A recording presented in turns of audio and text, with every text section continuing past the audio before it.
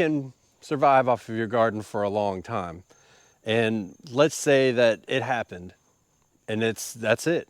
And we have to go long term and we have to live out of our gardens long term. How can we make that happen? Well, I'm going to give you that way. And it's complicated, but we start breaking it down piece by piece over time, you'll get it. Okay, long term. So what is considered long term? Okay, in the previous video, we said, a couple weeks to a month, something like that. Now the Red Cross says that you need to have enough food in your house for 2 weeks. And if you leave your house, you need to have enough food on your person for 3 days. But we know, and if you're a prepper, you already are thinking way longer than that. The argument becomes, are we talking about forever, right? But either way, you can apply this both ways. For long-term survival, it's a little bit more tricky than short-term, right? Short-term, we were in the previous video, we just wanted to get food in and out. That was really about it.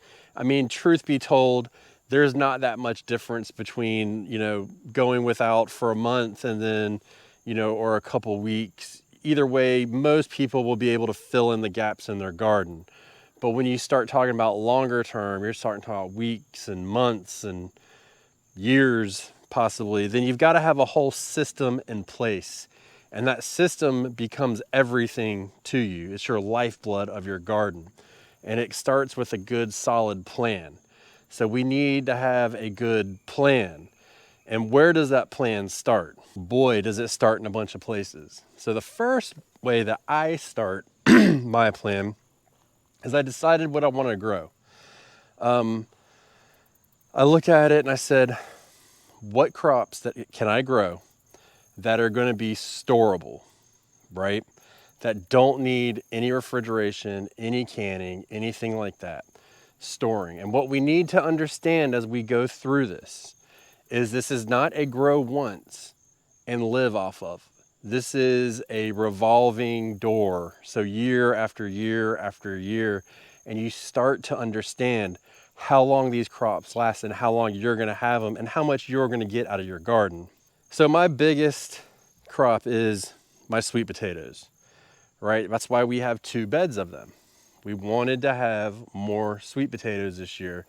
And it was, so far, it looks like it's doing well. We'll find out. But this is a really good place to start because you know that this crop's going to be in the ground for a long time. It's going to take very little work from you, so there's less calories out than coming in from the crop. Until you go to dig them up, then it's a pain, but whatever. And then after that, it stores for a long time. So we harvest these usually the first week of September. Then after that, after they cure for about a week or 2, so you're talking the middle of September. Now at this point, once you harvest them, you can start eating them right away.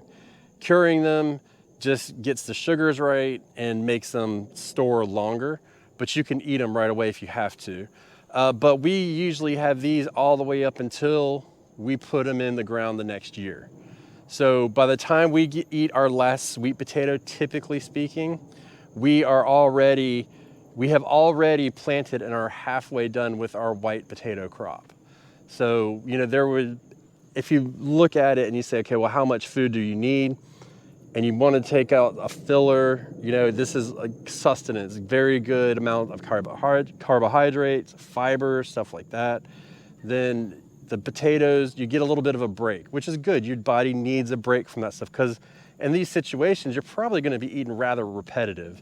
And so we want a little bit of a break, right? That's part of the morale of living and surviving. Another one over the past couple of years has become these black-eyed peas here. They are easy to grow as well. Look at this thing.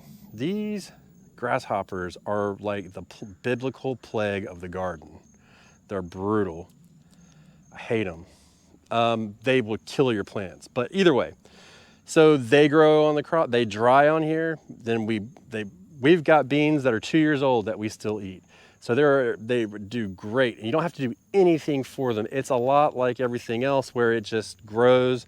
Not everything else, but like the sweet potatoes where it grows, you don't really have to do a whole lot to them. I think we just have the right climate here for them. Another thing that we focus on is, I have to go all the way back here, our Seminole pumpkins. So our Seminole pumpkins are a good one because they give us a lot. Like last year we got 80 pumpkins off of one plant. This year we're not going to do that, but we didn't want that either. Here's our Seminole pumpkin plant. We've tried to contain it a little bit better this year, and as of recently we failed. So it's going up, and then now it's going to start going over this trellis, and we're just going to let it do its thing. But this is a really good one. It gives us a lot. It's fairly good grower in this area. It likes the heat, produces a lot. We enjoy it. That's really important.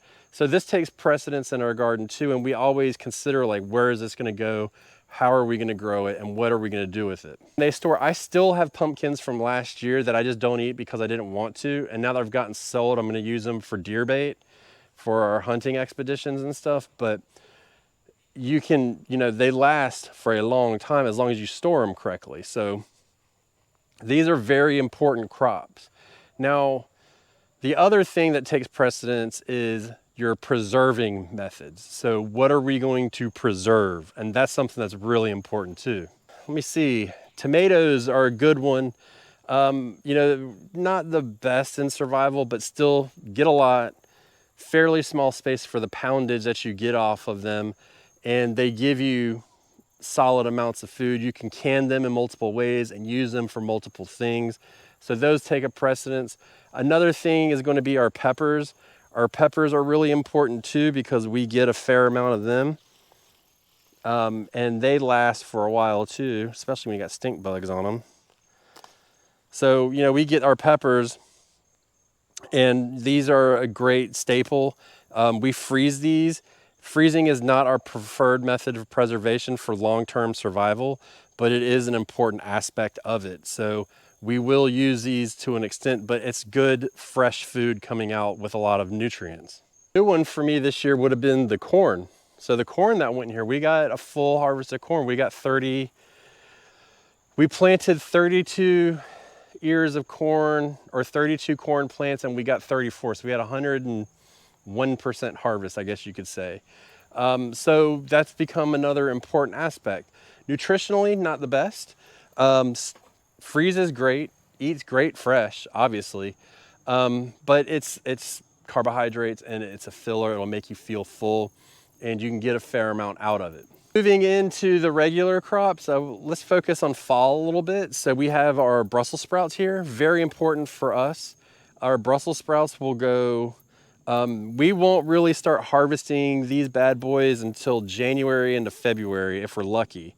But it's a good solid producer. It's very frost hardy. It stays in the ground. And when it's time, it's time. We've got 24 plants planted here. We will not be harvesting all 24 at one time. We'll be getting them one at a time. So, this is a really good crop. It's just very long to grow, but it's super frost hardy, and you get a fair amount off of it. So we can get a good meal off of each plant, especially if we feed it right, which I need to do. Another one is these broccolis. Broccolis are a good one. If you feed broccoli correctly, you will get large heads of broccoli. And the trick to feeding them is high nitrogen. A lot of nitrogen, a lot of nitrogen, but you'll get it.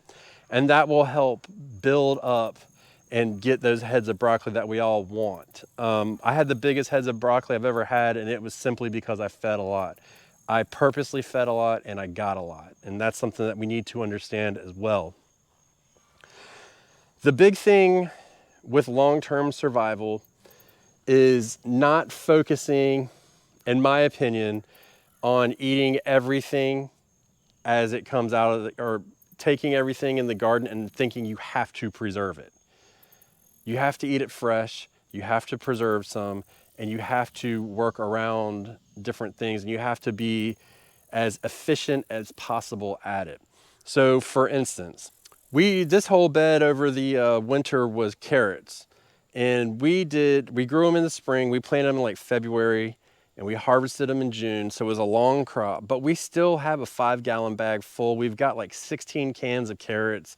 We ate a bag of carrots. Like, they lasted a while, and they bulk up, they give you a lot. So imagine if we took this bed and this bed and grew carrots. We would have enough carrots for the year, right there, said and done. So I don't even know how many I plant. I plant double rows. I probably plant 64 carrots per row, I would imagine. Maybe even more than that. I don't even know what I plant. I just kind of plant them. No, let's see. Make me do math in public, and it always makes me look stupid.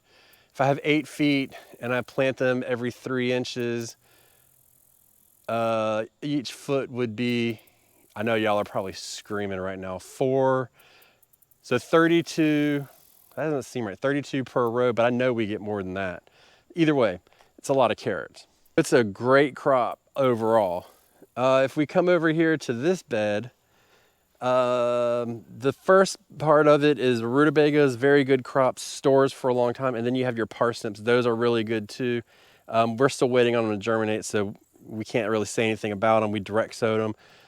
But as far as for a survival purpose for a long term, very good crop to have. Cabbages are a great one too. You can preserve those in many different ways. You can cook them, all that stuff. I think when it comes down to the preserving aspect, we have to think about, do we want to rely on electricity or not? Meaning, do you want to freeze them or not? The good thing about wintertime is if it's cold enough, you can just stick the stuff outside and it'll be frozen. You could prep it any way you want, stick it in a container and put it outside and it'll be good. You used to do it in New England all the time. We used to make big batches of pancakes and freeze them, or muffins. We would do that. And then we would cook. We'd probably have 8 baking sheets full. And then it would be, 10 degrees outside or something. We would just take and set the pans out there overnight. They'd be hard as a brick, and then we'd freeze them. Because if you froze them regular, then they would just crush down. So we want them solid, right? And that's like a lot of these vegetables. When you freeze them, you pre-freeze them first, and then that'll keep the juices and stuff from coming out and messing up the sealing of the bags when you do it. The other aspect for long-term survival, and if you're gonna do long-term survival, you have to do this. And it's real simple. It's a real simple concept, harder to enact, but it's all about multi-season gardening. You have to plant in every single season possible, and then go past that. You have to plant spring, summer, fall, and you have to grow as long as possible into the winter as possible. You have to, because you want to keep that food coming as much as possible, because we did a lot of work. If I say possible one more time, I'm going to scream. We did all that work for preserving and all of that, but what good is it if you blow through it before the worst time of year, which is going to be January, February, even into March? Those are like the dry times of year, right? So a simple row cover can get you a long way. A low tunnel, simple low tunnel, can get you a long way, extending your grow time and harvest time by at least a month past normal, at least, especially if you do the right crops and stuff like that. These are all concepts that we've talked about on this channel. All of that makes a difference. So in the fall and the spring, you plant frost hardy appropriate crops. Don't try and squeeze in your peppers and your tomatoes early. Get that out of your head. Long-term survival means no. We don't want to do that. We want those cabbages in that spot that are going to fill out and head up and give us 5 pounds a head versus 1 pepper in 4 months. We want to get that first crop out. Then we can come back and do it. Then we can come back and we can put our eggplants in. We don't want to rush to put our okras in because they're not going to grow good without the heat. Same with our sweet potatoes. They're not going to grow good without the heat. We want to wait. So what did we do? We harvested cabbages out of both of these beds before we had the sweet potatoes in there. And that is how we were able to dramatically lengthen our amount of food that we get throughout the year. This is a concept that you have to know, understand, and love. Those 3 things are really important about this. If you don't do that, you're not long-term survival gardening. End of story. I mean, you can't. I mean, here's paint the picture. The world goes to hell, and you start preserving, and you run out of tops for your cans. Now what? So what we want to do is we want to try and slow that down, right? We don't, I mean, yeah, you may have 1,000 lids set aside, but eventually you're going to run out. So you have to start in the very beginning, starting to conserve all of that and eat fresh and make these things last longer and go into the season. Because hey, cabbage, I harvested the cabbage here out of this garden bed in April, and I ate it in June. Yep, I ate it in June. And so if you think about that, what was coming out of my garden by June, we were just starting to get, and not even yet, our summer vegetables. So we were able to still be consuming stuff out of our garden that we had previously grown with no preservation needed at all, much longer. And that was just by growing at the right times and not really trying to push the issue of growing certain crops. Patience is everything, and patience and learning and growing are going to get you farther in a long-term situation than anything else you could ever imagine. Goodbye.